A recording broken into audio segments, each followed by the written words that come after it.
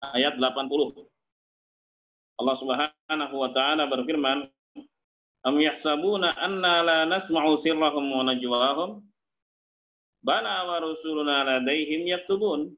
Apakah mereka mengira bahwa kami tidak mendengar rahasia mereka dan bisik-bisik mereka?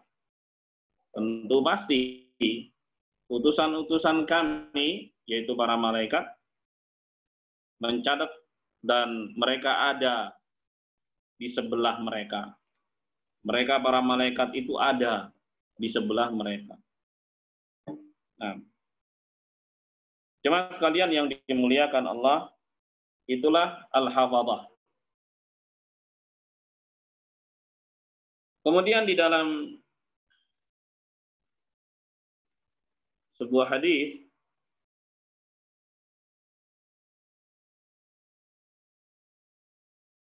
dari Atha bin Yasar, bahwa Rasulullah Shallallahu Alaihi Wasallam bersabda, "Idza maridal abdu, ba'atsallahu ilaihi malakain." Apabila ada seorang hamba jatuh sakit, maka faqala, dan Allah Subhanahu wa taala berfirman, "Unduru ma yaqulu li'uwadihi." Wahai para malaikat, lihatlah apa yang dia ucapkan di hadapan orang-orang yang menjenguknya.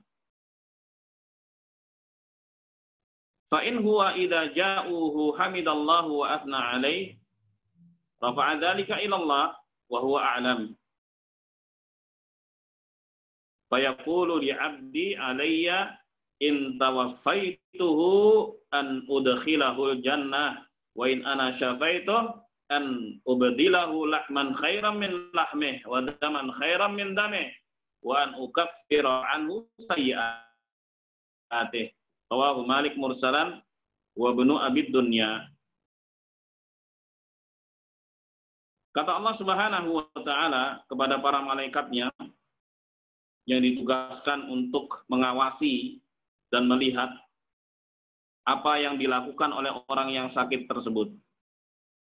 Kata Allah, jikalau dia yang sakit, kedatangan para tamu, kedatangan para penjenguk, ya, biasanya kan ada interaksi, apa kabar, bagaimana keadaannya dan sebagainya. Ya. Ketika kedatangan para penjenguk, dia hamidallah wa athna alaih. Dia memuji Allah Subhanahu wa taala, menyanjungnya, ditanya, "Gimana kabarmu?" Alhamdulillah. Ya. Segala puji bagi Allah. Atau alhamdulillah ala kulli hal. Apapun kondisinya, segala puji bagi Allah. Rafa'alika ilallah, maka kedua malaikat itu mengangkatnya kepada Allah Subhanahu wa taala, walaupun Allah Subhanahu wa taala Maha tahu, Allah tahu apa yang dilakukan oleh hamba-hambanya, tapi malaikat itu menjalankan tugas. Dia angkat berita itu di hadapan Allah Subhanahu wa taala, fayaqul, kemudian Allah berfirman, li abdi alayya, ya, untuk hambaku dan kewajibanku. Allah Subhanahu wa taala yang mewajibkan kepada dirinya sendiri. Enggak ada yang bisa memaksa Allah. Tapi Allah sendiri yang memutuskan. Ya, dia yang mengharuskan kepada dirinya. Untuk hambaku, wajib atas diriku, jikalau aku cabut nyawanya, aku pasti masukkan dia ke dalam surga. Dan jikalau aku sembuhkan dia, aku akan ganti daging yang lebih baik daripada dagingnya.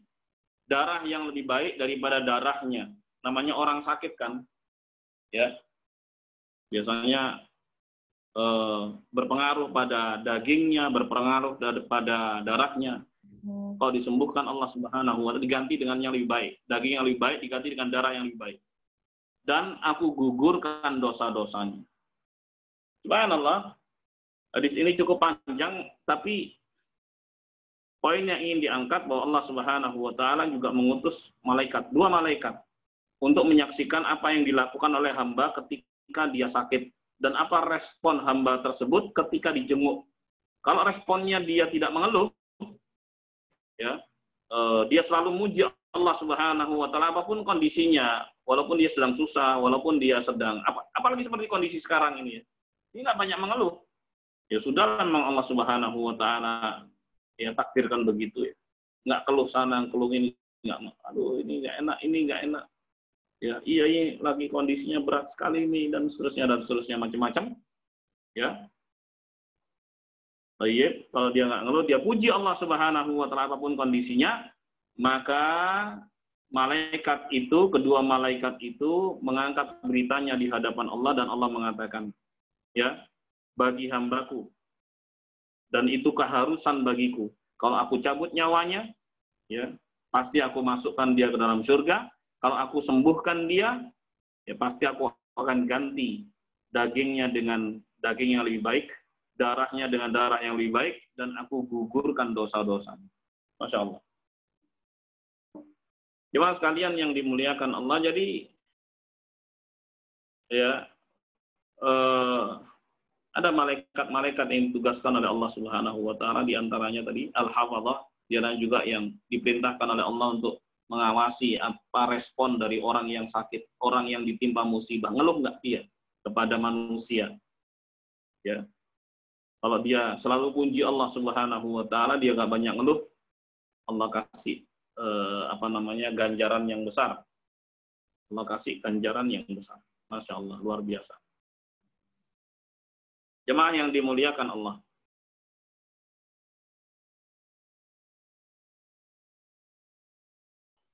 Baik. Kemudian, jemaah sekalian yang dimuliakan Allah, kita masuk hadis berikutnya. Rawal Bazzaru an Ibni Abbasin radhiyallahu taala anhuma qala Rasulullah sallallahu alaihi wasallam, innallaha yanhaakum 'anit ta'arri fastahyu min malaikatillah alladzina ma'akum al-kiramil katibin alladzina la yufariqunakum illa inda salasi halat. Al-Bazzar meriwayatkan dari Abdullah bin Abbas, semoga Allah meridhai keduanya, beliau berkata, Rasulullah sallallahu alaihi wasallam bersabda, sesungguhnya Allah Subhanahu wa taala melarang kalian telanjang bulat. Maka malulah kalian dari malaikat-malaikat Allah yang menyertai kalian.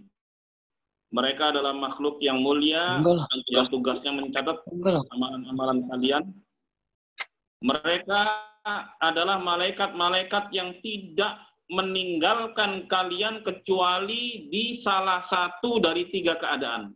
Jadi malaikat-malaikat itu selalu menyertai manusia, kecuali 3 keadaan.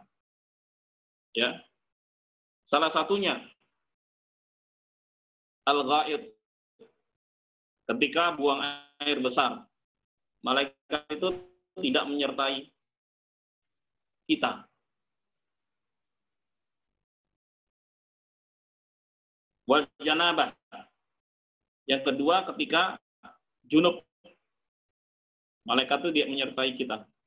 Wal ghusl, dan ketika mandi. Ada 3 kondisi, malaikat itu dia menyertai kita. Baik. Jemaah sekalian yang dimuliakan Allah, yang pertama adalah ketika kita buang air besar. Ya, sebab itu kita dianjurkan oleh Nabi Shallallahu Alaihi Wasallam, bahkan diperintahkan oleh Nabi Shallallahu Alaihi Wasallam untuk memohon perlindungan kepada Allah. Karena malaikat-malaikat yang selalu menjaga kita itu menjauh dari kita di saat kita buang air besar. Sebab itu ketika kita masuk kakus, kita diperintahkan untuk berdoa, Allahumma inni a'udzubika minal khubuthi wal khaba'ith. Ya Allah, aku mohon perlindunganmu dari jin jantan dan jin betina. Karena rawan sekali manusia itu dalam kondisi seperti itu, ya, tidak dijaga ya oleh para malaikat yang ditugaskan oleh Allah Subhanahu wa taala, ya. Rawan sekali. Dia akan mudah untuk diganggu oleh jin dan setan. Maka minta perlindungan kepada Allah. Allahumma inni a'udzubika minal khubuthi wal khaba'ith. Ketika masuk kakus untuk buang air, atau ketika mandi, atau ketika janabah. Ketika janabah, ketika hubungan suami istri, baca doa. Sebab kalau nggak baca doa, setannya ikut. Ya, Allahumma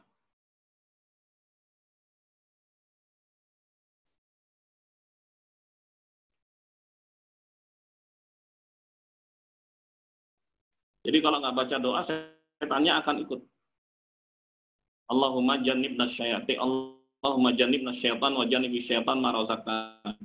Ya. Ya Allah, jauhkanlah kami dari setan dan jauhkanlah setan dari apa yang Kau rizkikan kepada kami. Itu doanya. Lalu Rasulullah SAW bersabda, seandainya dari hubungan tersebut ditakdirkan lahirnya anak, maka anak itu tidak akan diganggu oleh setan selama-lamanya. Itu kata Nabi SAW. Ya kalau nggak baca doa, dia bisa ikut menikmati gitu. Sebagaimana makan, minum nggak baca basmalah, ya, setannya ikut makan juga, ikut minum juga. Itu makan tangan kiri nggak, makan tangan kiri juga ikut makan nih. Suatu ketika ada orang baca doa Bismillahi awwalahu wa akhirah, atau Bismillahi fi awwalihi wa akhirihi. Begitu selesai makannya, ingat dia belum baca, maka dia baca dengan menyebut nama Allah di awal dan di akhir. Kemudian jin dan setan yang ikut makan tadi muntah-muntah. Nabi SAW tertawa karena ditampakkan kepada Nabi SAW tersebut. Nah, kembali kepada hadis ini. Jadi Nabi SAW melarang kita untuk telanjang. Maka malulah kalian dari malaikat-malaikat Allah yang menyertai kalian. Mereka adalah makhluk Allah yang mulia, yang tidak akan berpisah dengan kalian kecuali salah satu dari 3 kondisi. Yang pertama ketika kalian buang air besar, yang kedua ketika kalian janabah, ya, dan yang ketiga ketika kalian mandi. Fa idza tasala hadukum bil ara falyastatir bi thawbihi au bi miha'itin aw bi ghairih. Apabila kalian mandi di tempat yang terbuka begitu, maka hendaknya menutup diri dengan kain atau dengan tirai atau selainnya. Ya, tapi kalau misalnya mandinya sudah berada di bilik, di toilet gitu kan, sudah tembok kan bentuknya, ya udah ya telanjang bulat, nggak apa-apa. Ini kalau di tempat terbuka, supaya tidak terlihat oleh manusia. Kalau tempat terbuka, ya tetap pakai tirai atau bersembunyi di balik batu, ya kan, mandi tempat terbuka. Tapi tempat-tempat yang sudah tertutup, seperti kebanyakan di tempat kita, alhamdulillah sekarang ini ya, baik, maka ya mandi dengan telanjang itu ya boleh-boleh saja. Tapi ingat baca doa sebelum masuk ke dalam kakus tersebut. Qala al-Hafidz Ibnu Katsir wa ma'na ikramihim ayastahi minhum. Dan makna memuliakan mereka, memuliakan para malaikat adalah malu dari mereka. Fala yumli alaihimul a'mal al-qabihah allati yaktubunaha. Jangan sampai kita mendiktikan kepada mereka amalan-amalan buruk yang kita kerjakan sehingga mereka menulis keburukan. Gitu kata Ibnu Katsir rahimahullah. Fa innallaha khalaqahum kiraman fi khalqihim wa akhlaqihim, karena Allah Subhanahu wa taala menciptakan mereka sebagai makhluk yang mulia pada fisiknya dan juga akhlaknya. Tumakala makna, kemudian beliau mengatakan yang maknanya adalah inna min karamihim annahum la yadkhuluna baitan fihi kalbun wala surah wala junubun wala timsal Sungguhnya di antara kemuliaan mereka, para malaikat, bahwa mereka tidak akan masuk ke dalam rumah yang ada anjingnya. Bukan malaikat takut anjing, bukan.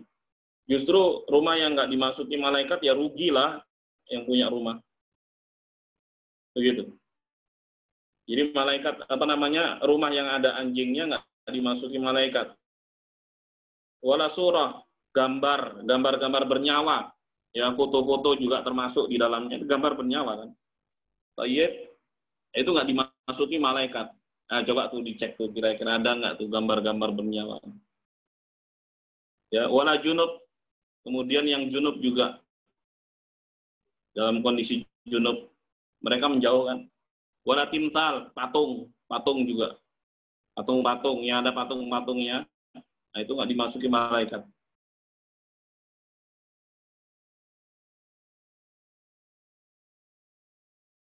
Baik. Wala yashabuna rifqatan ma'ahum kalbun au jaras.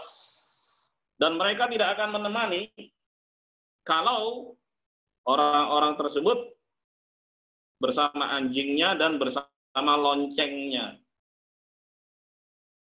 Begitu kata Al-Hafidz Ibnu Katsir rahimahullah.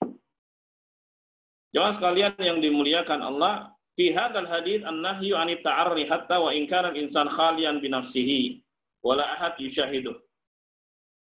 Dalam hadis ini terdapat larangan untuk telanjang walaupun seorang sendirian, tidak ada satupun yang menyaksikannya. Fa innal malaikata tusyahiduhu, karena malaikat-malaikat itu menyaksikannya. Wa lihadza yanbaghi al-istihya' minhum, oleh sebab itu dianjurkan untuk malu kepada mereka. Kama yanbaghi istitar minhum bijidarin au bithaubin wa nahwih idza arada al-ittisal, dan sebagaimana juga dianjurkan untuk menutup diri dari para malaikat ketika mandi, baik itu dengan tembok yang sudah dibuat begitu berupa bilik seperti toilet kita ya, atau dengan kain kalau memang di luar ya, tertutup bikin tirai dan sebagainya ketika seorang hendak mandi. Wala bas wal hala hadhihi min ayyata'arra lakin yakunu dzalika min wara'i satir.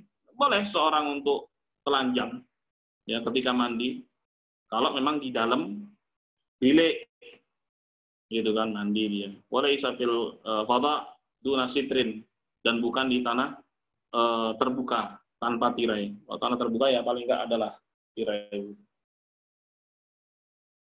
Jemaah sekalian yang dimuliakan Allah. Wa amma ma dzakarahu al-Hafidz Ibnu Katsir rahimahullah min annahum la yadkhuluna baitan fi kalbun wala sura. Adapun yang disebutkan oleh Al-Hafidz Ibnu Katsir rahimahullah bahwa para malaikat tersebut tidak masuk ke dalam rumah yang ada anjingnya, ada gambar-gambar bernyawanya dan sebagainya. Wa dzalika li annahum yakrahuna hadhil asya, karena mereka membenci perkara-perkara seperti ini. Yabta'iduna 'anil bait alladhi fi kalbun aw sura, maka mereka menjauh dari rumah yang ada anjingnya dan ada gambar bernyawa. Waqat tulian nas al-an bitina'il kilab, dan sekarang ini banyak sekali orang yang masya Allah ya piara anjing juga walaupun dia ngaku muslim, bahkan anjingnya masuk di dalam rumah digendong-gendong, cium-cium. Anjing itu binatang najis tuh, mau dimandiin, disampoin, disabunin kayak apa ya tetap najis. Tidur bareng segala macam, jilat-jilat, ya Allah. Alhamdulillah min dzalik. Kok bisa begitu? Kenapa? Li'annahum ra'aul kuffar yaqtanun al-kilab. Karena mereka melihat kebiasaan orang-orang kafir juga. Jadi mereka meniru tanpa menyaringnya. Apakah itu sesuai dengan Islam, ajaran Islam atau tidak? Walaupun mereka mengaku muslim. Ya dianggapnya lucu, cute gitu kan, imut dan sebagainya. Nah, udahlah, piara akhirnya. Nas'alullah al-afiyah. Fatashabbahu bihim, maka mereka meniru-niru dan menyerupai orang-orang kafir, hatta adkhaluha fis sayyarat ma'hum, sampai mereka bawa bukan hanya di rumah, bawa masuk ke mobil ya kan, diajak jalan-jalan segala macam. Wa hadhil kilab idza kana fil bait fa inna tamna'u dukhulal malaikah. Jadi anjing-anjing ini kalau dia berada di rumah maka bisa mencegah masuknya malaikat ke dalam rumah tersebut. Nah, kalau kita butuh anjing misalnya dengan alasan menjaga rumah, boleh-boleh saja, tapi dikarantina, dibatasi di luar. tidak dimasukkan dalam rumah. Dan ingat, ketika berinteraksi dengannya harus tahu bagaimana cara menyucikan diri dari najis anjing. Najisnya anjing itu mughalladhah. Ya. Cara membersihkannya dicuci 7 kali, yang pertama dengan menggunakan tanah. Ya. Dia harus tahu itu. Bagaimana cara menyucikannya. Kalau dia nggak peduli dengan cara menyucikannya, baik, ya berarti najis. Gimana sholatnya kalau dia najis? Nggak diterima lah, karena suci dari hadas dan najis itu merupakan salah satu dari syarat sahnya sholat. Allahul musta'an. Wa kama betul bita'liqis suwar fi buyutihim, nyawa bahkan patung-patung ya di rumah-rumah mereka. Wa hiya kadzalika tamna'u dukhul malaikatir rahmah alaihim. Yang demikian itu bisa mencegah masuknya malaikat rahmat ke dalam rumah-rumah mereka. Wala haula wala quwata illa billah. Jadi kesimpulannya, hadis yang diriwayatkan Al-Bazzar adalah larangan untuk telanjang dan wajibnya malu kepada para malaikat. Baik. Ada pertanyaan sebelum kita lanjutkan? Silakan. Ada, Ustadz.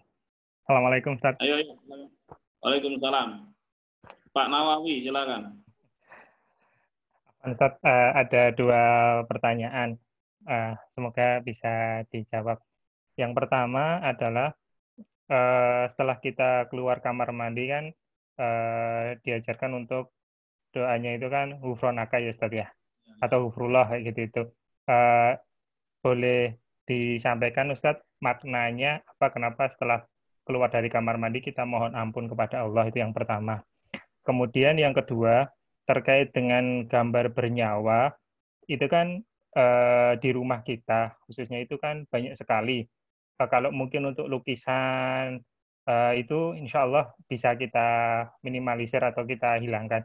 Tapi untuk gambar-gambar yang sifatnya kayak cover buku, kayak gitu itu, kemudian cover atau label makanan, produk, kemudian tisu, sampo, dan sebagainya, itu kan yang menempel, Ustadz. Nah, itu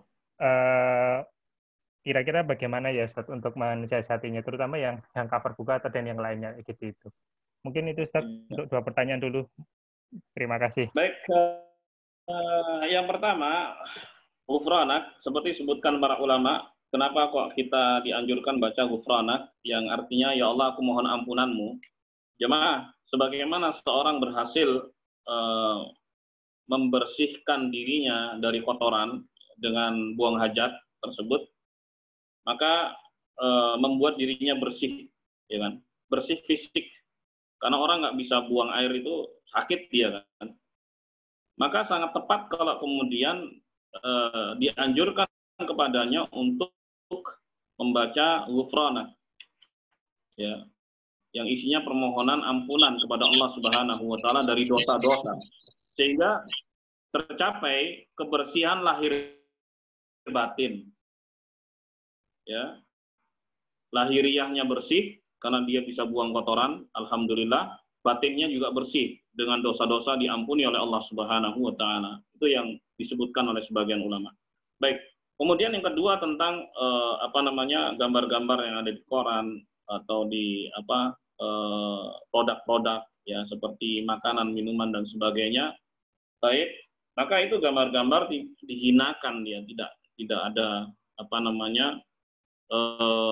pengagungan kepadanya, ya, karena nempel di tempat-tempat seperti koran, majalah dan sebagainya.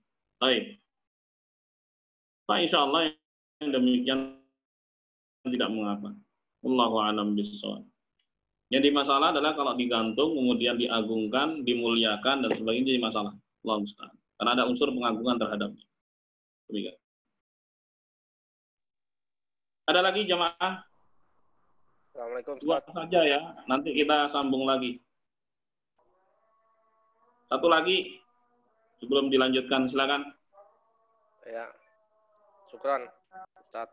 Barakallahu fiik, Ustaz. Taufik, Pak Dwi, silakan. Ya, mau tanya, Ustaz.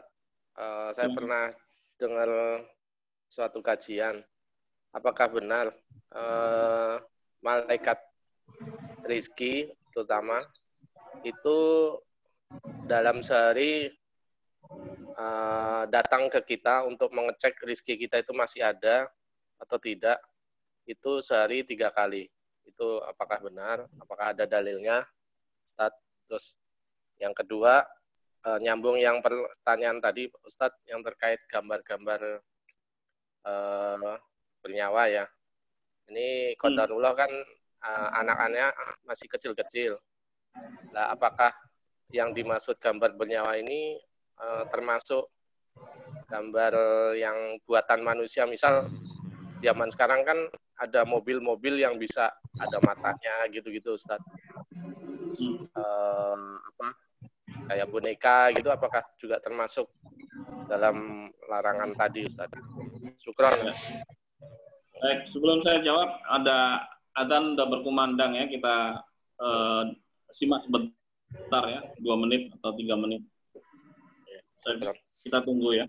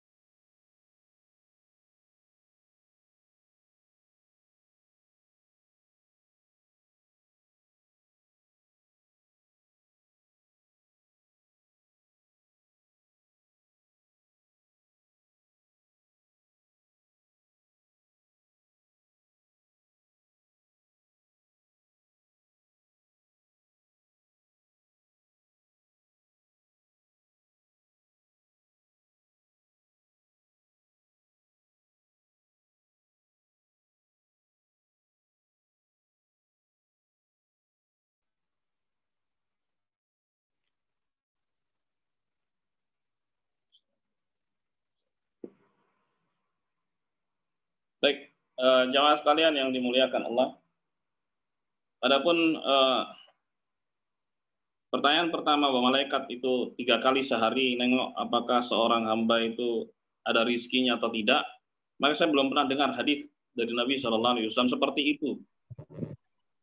Apa yang akan dibawakan setelah ini nanti insya Allah adalah bagaimana masa tugas malaikat untuk datang bergantian ya, dan waktu mereka aplus itu waktu subuh dan asar gitu, untuk kemudian melaporkan apa yang mereka lakukan dalam pengawasan kepada manusia.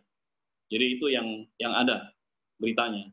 Tapi kalau seperti yang ditanyakan, saya nggak pernah sama sekali mendengar hadis seperti itu. Baik, Allah a'lam bishawab. Kemudian yang kedua, bagaimana kalau gambar mobil yang bermata, pisang yang bermata, insya Allah tidak termasuk di dalamnya. Insya Allah tidak termasuk yang di dalam, karena tidak ada makhluk yang seperti itu. Karena tidak ada makhluk yang seperti itu. Makhluk ciptaan Allah Subhanahu wa Ta'ala yang seperti itu. Baik. Kita lanjutkan ya.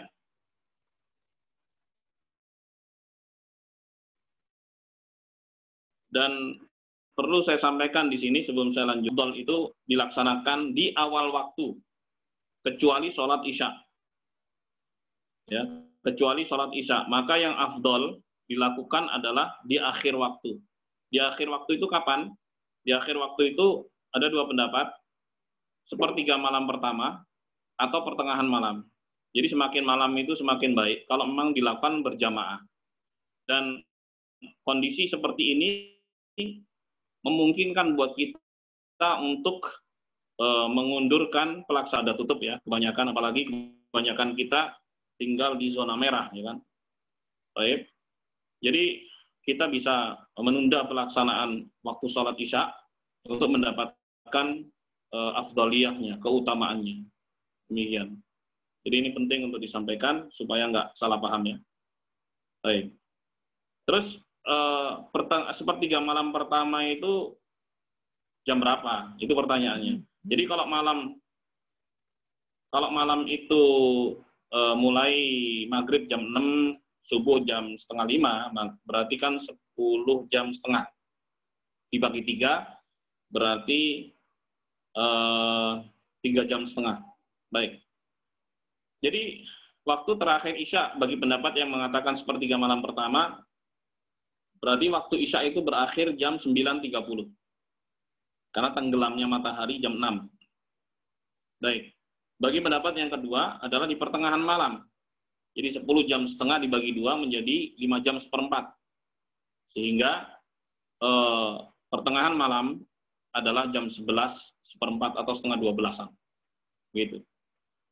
Jadi jangan sekali yang dimuliakan Allah, ta'lim from home.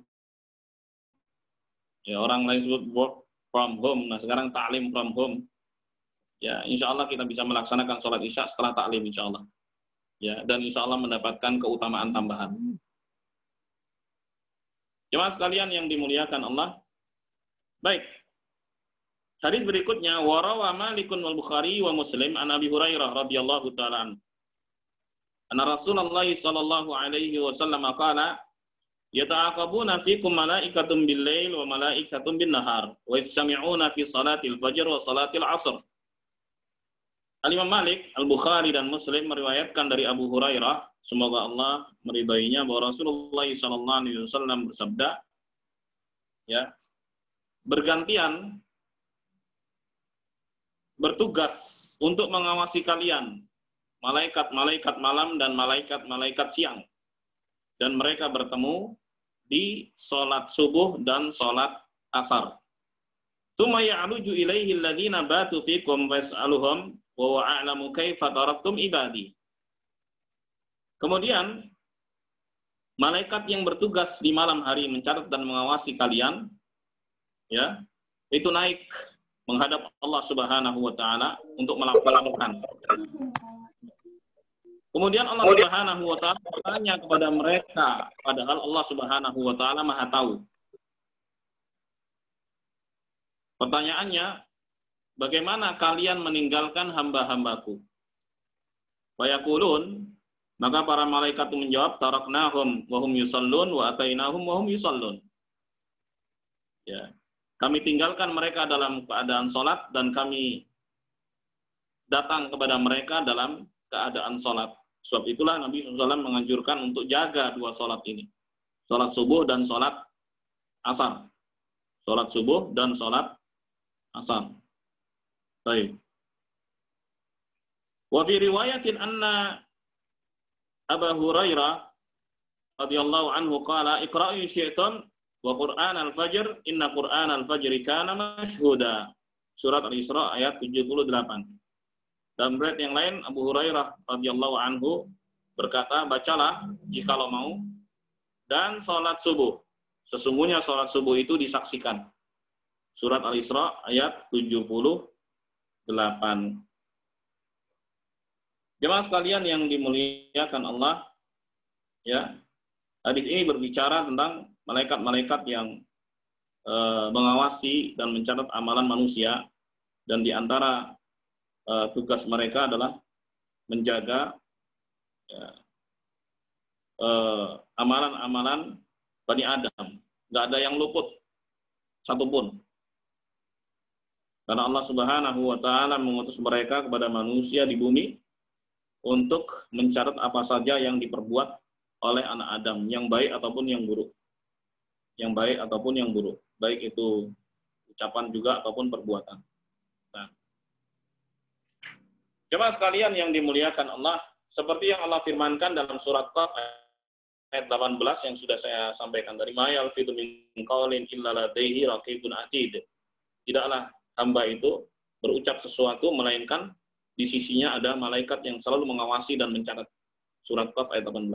Sebagaimana juga dalam surah Al-Infitar ayat 10 sampai 12, wa inna 'alaikum lahafizin kiraman katibin ya'lamuna ma taf'alun. Dan sungguhnya ada malaikat-malaikat yang menjaga kalian, mereka adalah makhluk-makhluk Allah yang mulia, yang tugasnya selalu mencatat, mereka mengetahui apa yang kalian kerjakan. Nah, yang disebut dengan al-hafadhah, ya, yang disebut dengan al-hafadhah. Nah, penamaan al-hafadhah itu ada dalam surat Al-An'am ayat 61, itu dia penamaannya. Penamaan malaikat tersebut dengan hafadhah ada dalam surat Al-An'am 61. Wa huwal qahiru fawqa ibadih. Dialah Allah Subhanahu wa taala yang menguasai hamba-hambanya, berkuasa di atas hamba-hambanya. Wa yursilu 'alaikum hafadhah. Dan dialah Allah Subhanahu wa taala yang mengirim kepada kalian hafadhah, malaikat-malaikat yang selalu menjaga dan mengawasi kalian. Baik. Dari sini kita mengetahui fal insan laisa muhmal. Manusia itu enggak dibiarkan begitu saja. Wa inna ma huwa tahta muraqabatin daimah minallah wa malaikatih. Ya. Manusia itu selalu diawasi oleh Allah Subhanahu wa taala dan juga para malaikatnya. Wa na'malahu aqwalahu la tadhi' wa la tadhhab sudah. Bahwa ucapan dan perbuatan hamba itu tidak hilang begitu saja. Semuanya terekam dan terekord, ya. Allah Subhanahu wa taala berfirman dalam surat Al-Qiyamah ayat 36, ayahsabul insanu ayyutraka sudah? Apakah manusia mengira bahwa mereka dibiarkan begitu saja? Enggak dibiarkan, dicatat semuanya. Ya. Jemaah sekalian yang dimuliakan Allah. Jadi, kalau misalnya seorang merasa berbuat sia-sia, ya, hendaknya dia hadirkan di dalam hatinya ilmu seperti ini dari Al-Quran ataupun As-Sunnah, bahwa Allah selalu menguasai dia, bahwa malaikat-malaikat itu selalu mencatat dia, supaya apa? Segera dia sadar, astagfirullah, langsung bangkit dari kemalasannya, dari kesia-siaannya, untuk berbuat yang bermanfaat bagi dunianya ataupun untuk akhiratnya. Nah, jadi nggak ada istilah malas, bahkan malas itu adalah penyakit. Sebab itu Nabi SAW berdoa, Allahumma inni a'udzubika minal ajzi wal kasal. Ya Allah, aku mohon perlindungan kepadamu dari penyakit lemah dan malas. Itu penyakit. Baik. Jadi nggak ada yang sia-sia, semua tercatat. Nggak ada yang sia-sia. Apalagi kondisi sekarang, ya. Semuanya ada di rumah. Seakan-akan ya udahlah, rebahan aja gitu. Enggak begitu ya jemaah, cari kreativitas. Banyak sebenarnya yang bisa dikerjakan. Ya paling tidak baca Quran, ya berzikir, atau aktivitas lainnya yang bisa bermanfaat untuk dunia kita dan akhirat kita. Mungkin urusan duniawi pada sebagian orang terbatas karena mereka dibatasi geraknya, ya. Maka dialihkan kepada urusan akhirat gitu. Tapi ketika memang dibutuhkan untuk misalnya memperbaiki rumah, apa yang misalnya kurang dari rumah diperbaiki sedikit demi sedikit, yang penting fungsi rumah itu sebagai tempat berteduh, ya, dari panas dan hujan itu berfungsi dengan baik, alhamdulillah gitu.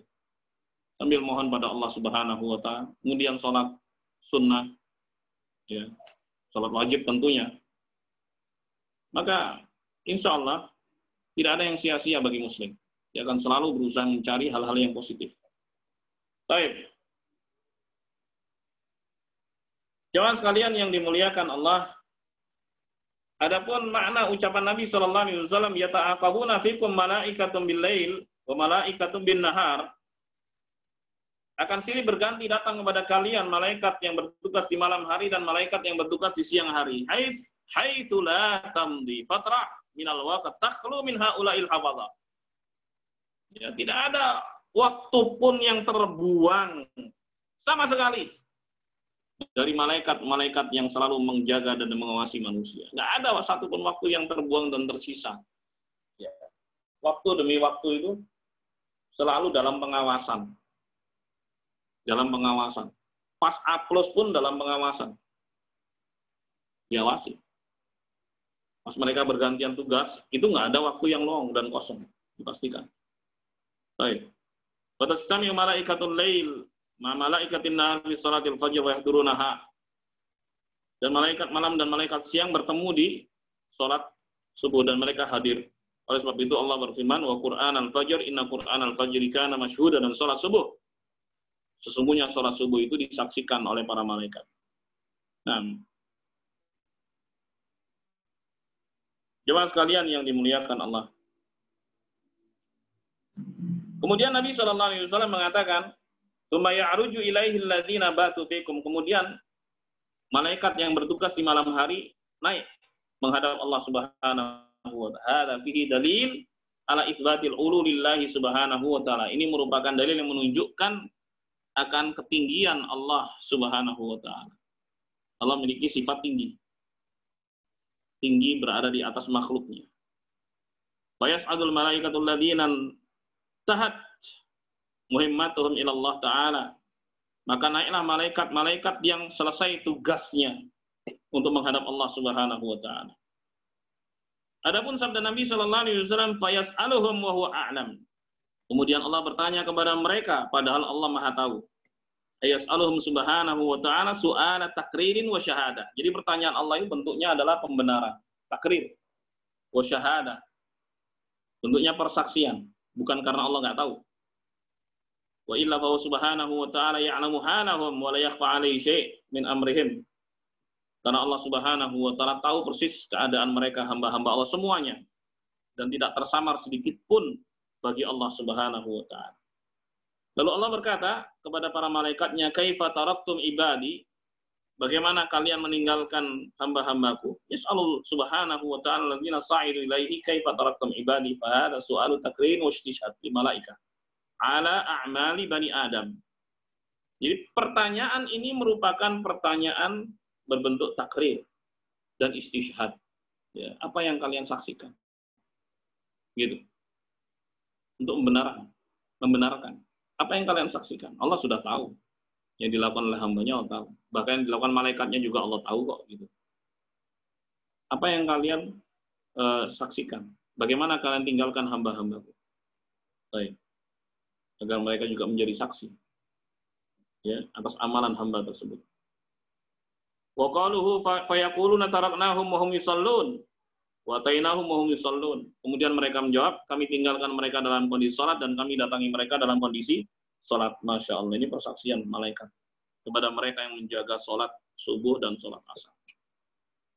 Allahu Akbar, Allahu Akbar. Baik.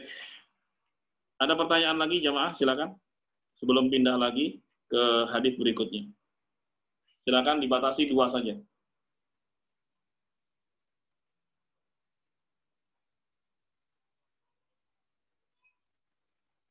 Silakan.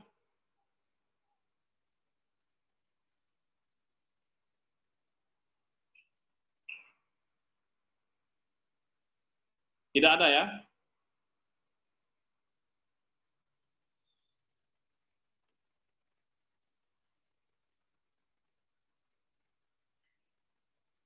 Ada? Baik, kalau nggak ada kita lanjutkan lagi. Berikutnya adalah warawa al-Imam Ahmad wa Muslim haditha majtama'a qaumun fi baitin min buyutillah wa yatadarasunahu bainahum illa nazalat alaihimus sakinah wa ghashiyatuhumur rahmah wa haffathumul malaika wa dzakarahumullahu fi man 'inda wa man batta bihi 'amaluhu lam yusri' bihi nasabuh. Al-Imam Ahmad dan Muslim meriwayatkan sabda Nabi SAW yang berbunyi, tidaklah sejumlah orang berkumpul di salah satu rumah Allah, yaitu masjid. Kemudian mereka belajar di antara mereka, melainkan malaikat-malaikat itu akan turun kepada mereka, ya, Saya ulangi, melainkan Allah Subhanahu wa taala turunkan ketenangan kepada mereka dan mereka diliputi oleh rahmat Allah Subhanahu wa taala dan mereka dikelilingi oleh para malaikat. Masya Allah. Dan Allah Subhanahu wa taala menyebut mereka di hadapan para malaikat yang ada di sisinya sebagai bentuk pujian Allah Subhanahu wa taala kepada orang-orang yang hadir di majelis ilmu. Kemudian Nabi Shallallahu Alaihi Wasallam mengatakan, dan barang siapa yang amalannya itu lambat, maka tidak bisa dipercepat oleh nasabnya. Jadi nasab itu tidak mendukung kalau dia tidak beramal baik, gitu. Atau sedikit amalannya, nasabnya tidak membuat dia tinggi di sisi Allah Subhanahu Wa Taala. Karena yang membuat mulia adalah ketakwaan. Inna akramakum indallahi atqakum. Sungguhnya yang paling mulia di antara kalian di sisi Allah Subhanahu wa taala adalah yang paling bertakwa. Jemaah sekalian yang dimuliakan Allah, hadis ini juga menunjukkan penjelasan tentang jenis malaikat. Ya, wa humul malaikatul ladzina yatajawwaluna yatlubuna hilaqad dzikr. Yaitu malaikat-malaikat yang berkeliling yang tugasnya adalah mencari halakoh-halakoh ilmu. Mencari halakoh-halakoh ilmu. Baik, peminal malaika man muhimmathum huduru durusil ilm wa hilaqid dzikr. Ada di antara malaikat yang tugas mereka adalah menghadiri majelis ilmu. Seperti ini juga dihadiri malaikat. Ya, walaupun kita berjarak begitu. Walaupun kita berjarak, dihadiri oleh malaikat. Seperti apanya wallahu a'lam, seperti apanya. Disaksikan. Bahwa kita sedang mengadakan majelis ilmu. Wahilakid dzikir, majelis zikir. Majelis zikir di masa Nabi SAW disebut majelis ilmu karena di situ disebut ya ayat-ayat Al-Qur'an, hadis-hadis Nabi SAW yang membuat orang itu ingat kepada Allah Subhanahu wa taala. Fahadha fihi fadlu talabil ilm wal hattu alaihi. Maka di dalam hadis ini terdapat keutamaan menuntut ilmu agama dan anjuran untuk melakukannya. Di anal malaikah ta'tani bihadza.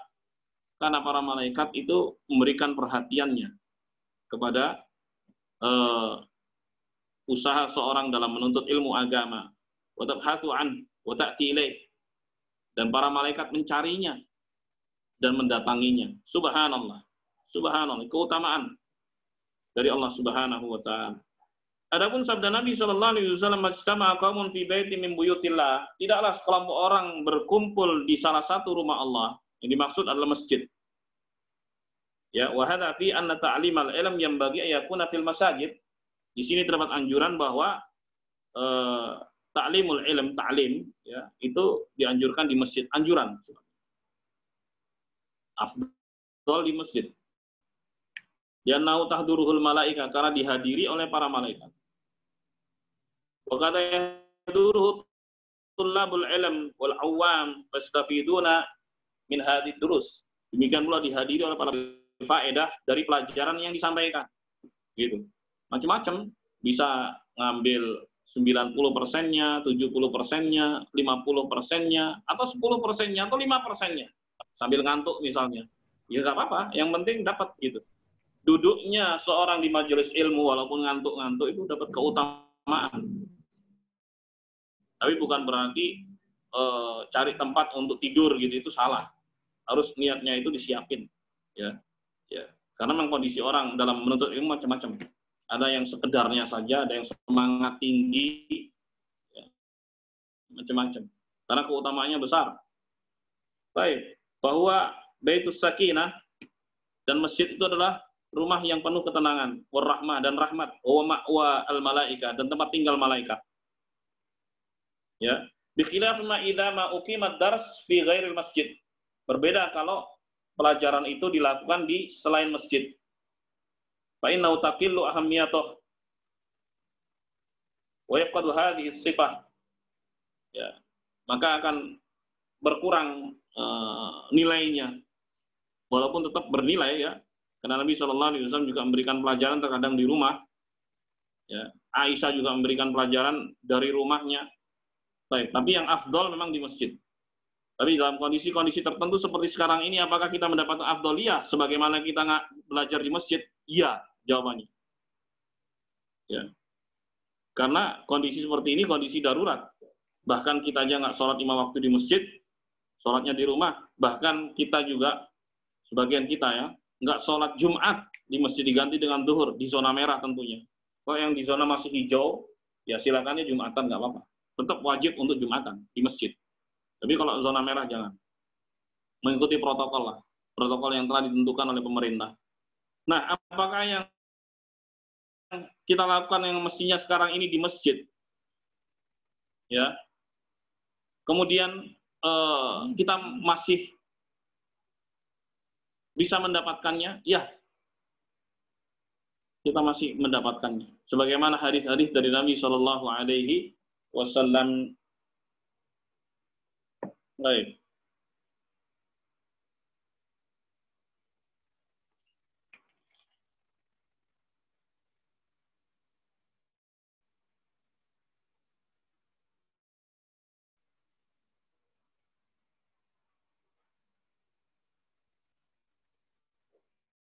Di antaranya adalah hadis yang diriwayatkan oleh Bukhari dan Abu Dawud.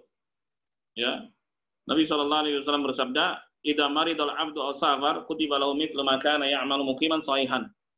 Apabila seorang hamba itu jatuh sakit atau bepergian, maka ditulis untuknya sebagaimana dia beramal ketika dia sehat dan mukim, utuh.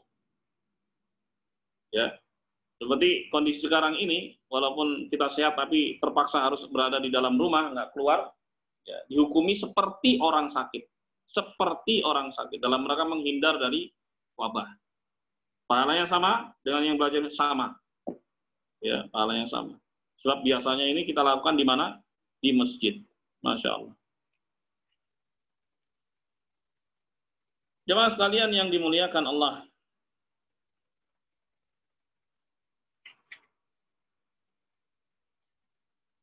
Kemudian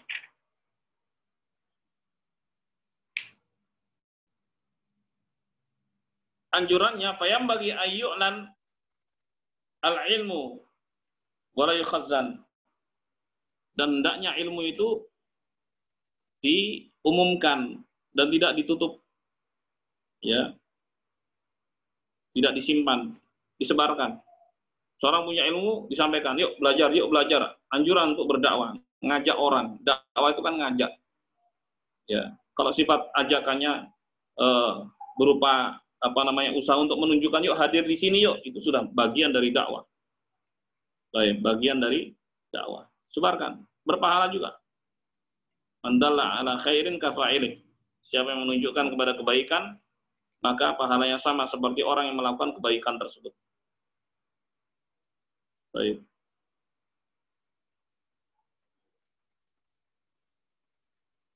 Jemaah sekalian yang dimuliakan, wa qalu sallallahu alaihi wasallam yatluna kitab Allah.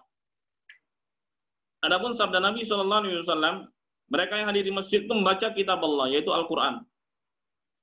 Dan masuk di dalamnya adalah As-Sunnah. Baca Al-Qur'an, mengkaji Al-Qur'an, mengkaji As-Sunnah. Seperti yang kita lakukan sekarang ini, ayat Al-Qur'an, sunnah Rasulullah SAW disampaikan. Baik. Illa nazalat alaihimus sakinah.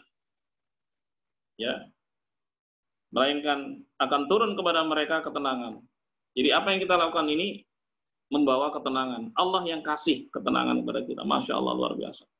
As-sakinah syai' yaj'aluhu Allahu fil qulub. Ketenangan itu sesuatu yang diturunkan oleh Allah ke dalam hati-hati kita. Pelakunya. Mereka yang menuntut ilmu. Wa hiya tuma'ninah wa dhahabul wasawis wal insyighal qalbi. Yang dimaksud dengan ketenangan sakinah adalah tuma'ninah, ketenangan, kedamaian hati, hilangnya was-was, ya. Wal insyighal qalb, dan sibuknya hati memikirkan ini dan itu. Jadi tenang pikiran. Kenapa? Kita dengar ayat-ayat Al-Qur'an, kita dengar hadis-hadis Nabi sallallahu alaihi wasallam. Wa hadza khasun bil masajid. Fatuma'nina innama takunu fil masajid allati hiya buyutullah azza wa jalla. Dan yang seperti ini khusus di masjid. Ya. Karena ketenangan, kedamaian itu hanya ada di masjid. Orang lagi sumpek masuk masjid, tenang dia. Ya. Jemaah sekalian yang dimuliakan, curhat pada Allah Subhanahu wa taala, salat 2 rakaat tahiyatul masjid ataupun salat apa saja, salat sunnah, kalau memang waktunya waktu duha, salat duha, Pasti dapat ketenangan, pasti dapat petunjuk. Kemudian dia beraktivitas lagi. Kemudian sabda Nabi Shallallahu Alaihi Wasallam, wa ghasyiyathumur rahmah, dan dia akan diliputi dengan rahmat Allah. Ghattathum rahmatum min Allah subhanahu. Diliputi. Masya Allah. Diselimuti dengan rahmat Allah subhanahu.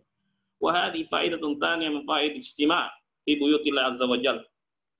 Ya, ini merupakan keutamaan kedua dari berkumpul di rumah Allah di masjid untuk belajar agama, Kemudian sabda Nabi SAW, wahabbathumul malaikah, dan juga dikelilingi oleh para malaikat. Wa hadza huwa mahallus syahid, dan ini poinnya.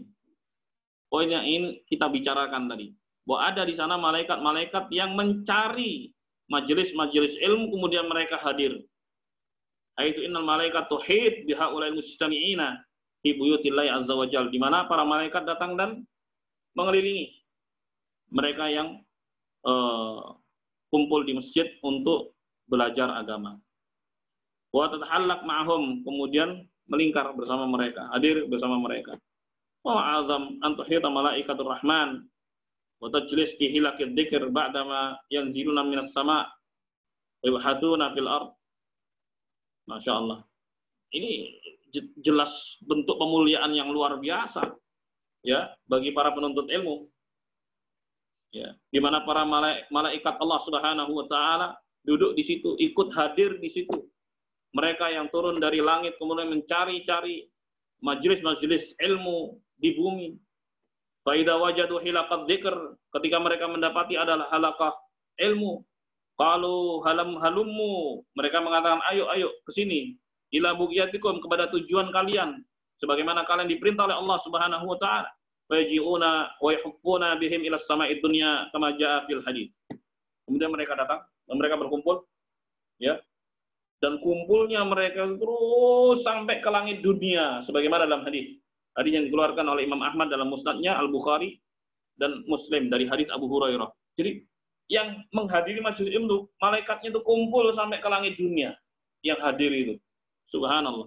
Loh, kalau misalnya majelisnya itu diisi hanya 10 orang, 15 orang, atau 1-2 orang, apakah juga begitu? Iya.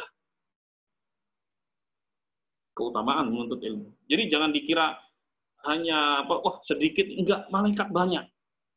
Oleh sebab itu, ini bagian dari ibadah, maka laksanakan dengan tulus dan ikhlas. Bukan melihat kepada sedikit atau banyaknya jumlah. Yang penting, majelis ilmu itu terus berlangsung. Subhanallah, luar biasa.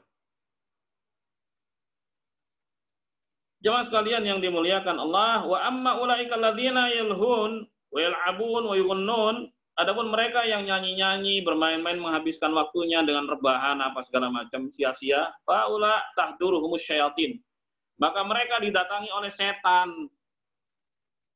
Tusyajja'uhum ala hadzal syai', dan mereka itu para setan itu memotivasi mereka untuk malas. Terus malas, santai aja terus. Wa maladina yuqbiluna ala kitabillahi ta'ala wa ala sunnati Rasulillah sallallahu alaihi wasallam bil hifdz wad dirasa wat tafaqquh fa haula tahduruhum malaikatur rahman. Adapun orang-orang yang merespon baik kitabullah, ya, mau baca dan menyimaknya, kemudian sunnah Rasulullah sallallahu alaihi wasallam, apakah dengan menghafalnya, membacanya, mempelajarinya, memahaminya, kemudian mengamalkannya, merekalah yang dihadiri oleh malaikatur rahman. Allahu akbar. Luar biasa ya. Adapun ucapan Nabi sallallahu alaihi wasallam, wa dzakarahumullah fi man indah, dan Allah Subhanahu wa taala akan menyebut mereka para penuntut ilmu di hadapan para malaikat yang ada di sisinya. Hali a'zam faidah dzukirat fi hadzal hadits. Ini merupakan faedah yang paling besar di dalam hadis ini. Aitu inna subhanahu wa ta'ala yufni alaihim fil mala'il a'la indal malaikah. Di mana Allah Subhanahu wa ta'ala memuji para penuntut ilmu nih, memuji Allah sendiri yang memuji para penuntut ilmu di hadapan para malaikat. Luar biasa jamaah yang dimuliakan Allah.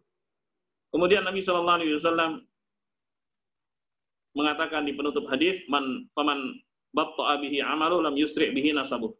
Siapa yang amalannya lambat, maka dia tidak bisa unggul dengan nasabnya. Siapa yang amalannya lambat, maka dia tidak unggul dengan nasabnya. Karena yang penting di sisi Allah Subhanahu wa taala ada kualitas, dan kualitas di situ adalah kualitas takwa. Siapa yang takwa, maka itulah yang mulia di sisi Allah Subhanahu wa taala. Jemaah sekalian yang dimuliakan Allah, ya inilah yang bisa disampaikan pada malam hari ini, pembacaan ayat-ayat dan hadis-hadis Nabi Shallallahu alaihi wasallam. Namun sebelum ditutup, silakan yang mau bertanya lagi. Silakan jemaah.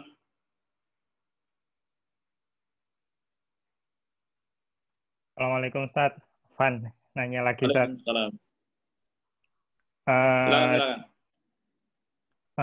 Afwan, kalau tadi ini sudah dibahas atau mungkin anak kurang menyimak, tadi di salah satu ayat Al-Quran di surat Ar-Ra'd ayat 11 itu kan disampaikan bahwa bagi manusia ya.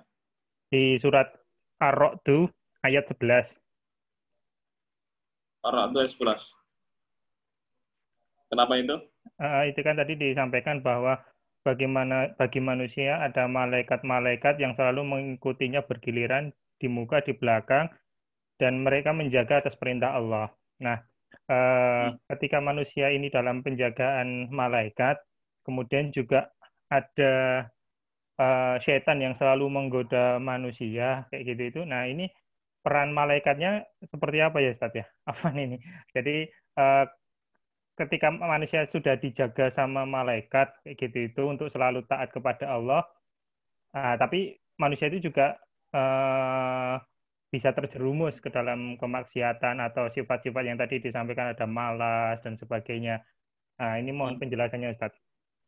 Baik, jemaah sekalian yang dimuliakan Allah, penjagaan di sini adalah penjagaan supaya dia selamat aja, gitu. Selamat. Adapun godaan-godaan setan tersebut, ya, godaan-godaan setan kembali kepada bagaimana sikap manusianya itu. Dia mau mengikuti bisikan setan atau dia mau mengikuti bisikan malaikat, gitu. Itu yang disebut dengan al-mu'aqibat. Al-mu'aqibat, malaikat-malaikat yang selalu menjaga manusia, gitu. Seperti ketika seseorang misalnya tiba-tiba dia harus menoleh untuk kemudian melakukan gerakan agar terhindar dari bahaya. Siapa yang membuatnya begitu? Malaikat. Ya, kadang-kadang kan kita mengalami itu. Tiba-tiba, bukan karena kita, bukan karena kelihaan kita, bukan karena kepandaian kita, tiba-tiba saja. Terus kita ngelak gitu. Kecuali kalau memang ditakdirkan oleh Allah Subhanahu wa taala kena, maka malaikat itu membiarkannya. Adapun yang terkait baik dan buruk, ya, disitulah letak ujiannya. Ada bisikan-bisikan baik juga dari para malaikat, ada juga bisikan-bisikan buruk dari setan. Dan setiap kita ada setannya juga. Bahkan Nabi Muhammad SAW. Ya, akan tapi sebagaimana dalam riwayat Muslim, ya, Allah Subhanahu wa taala membantu nabinya SAW dari setan tersebut, akhirnya jin tersebut masuk Islam. Sehingga tidak membisikkan kepada beliau melainkan kebaikan. Hanya itu yang ada dalam riwayat yang sahih, ya, akhirnya masuk Islam. Jin yang menyandingi Nabi SAW itu akhirnya masuk Islam, sehingga tidak membisiki kecuali kebaikan. Adapun kita itu bisik-bisiknya selalu kejelekan. Demikian penjelasan. Berikutnya.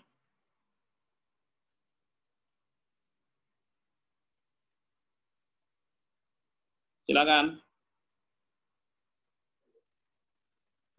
Assalamualaikum Ustaz. Waalaikumsalam. Adwi, silakan. Mau tanya Ustaz, kalau sebelum tidur kan ada amalan zikir-zikir ya Ustaz. Ya. Nah, terutama sebelum zikir ada anjuran sunahnya berwudu. Nah, apakah benar Ustadz kalau kita sudah berwudu selama kita tidur ada malaikat itu memohonkan ampun kepada orang yang sebelum tidurnya dia berwudu?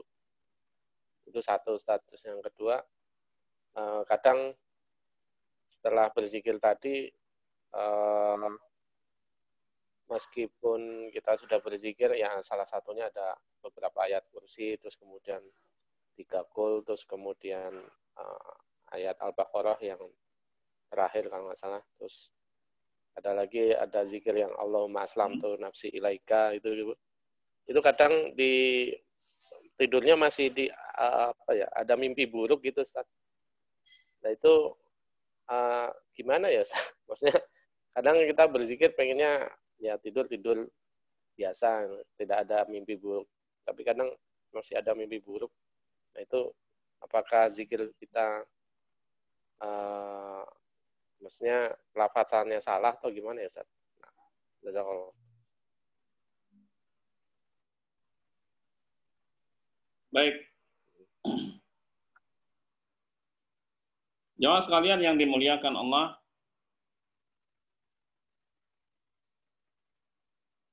ada hadis dari Abdullah bin Umar radhiyallahu taala an bahwa Rasulullah SAW pernah bersabda, "Man bata tahiran bata fi syi'arihi malakun.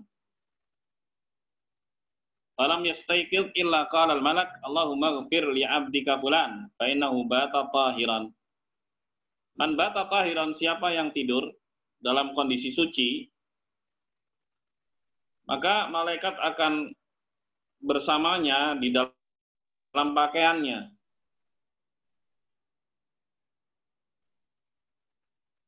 Ya, syiar itu pakaian luar.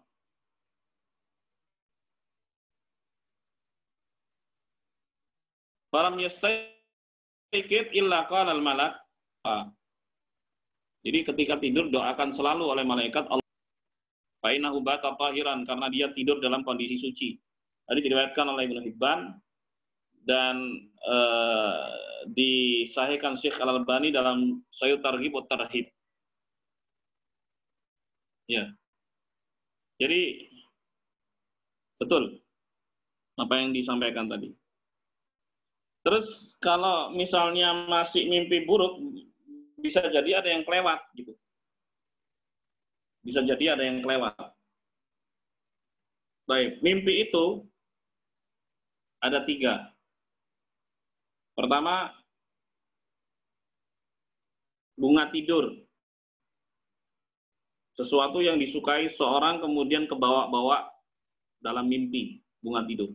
Yang kedua, mimpi baik dari Allah Subhanahu wa taala. Yang kedua, mimpi buruk dari setan. Oke, seorang sudah berwudu, kemudian dia berdoa juga, ternyata mimpi buruk juga. Terus apa yang dilakukan? Anjurannya dari Nabi SAW, ya hendaknya dia tidak menyampaikan pada orang lain. Dia berlindung pada Allah Subhanahu wa taala.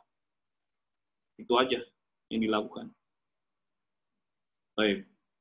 Jemaah sekalian yang dimuliakan Allah, mimpi buruk pun walaupun dari setan tetap dengan izin Allah Subhanahu wa taala.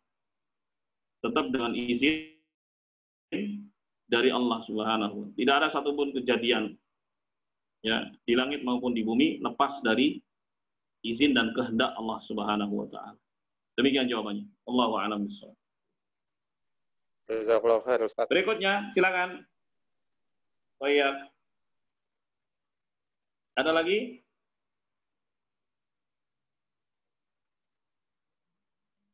Cukup ya? Sampai di sini. Semoga bermanfaat dan kurangnya mohon maaf. Semoga Allah Subhanahu wa taala selalu memberikan taufik hidayah pada kita semua dan menyelamatkan kita di dunia maupun di akhirat kelak. Amin ya rabbal alamin. Kita akhiri, subhanakallahumma wa bihamdika asyhadu an la ilaha illa anta astaghfiruka wa atubu ilaik. Assalamualaikum warahmatullahi wabarakatuh. Waalaikumsalam warahmatullahi wabarakatuh. Waalaikumsalam warahmatullahi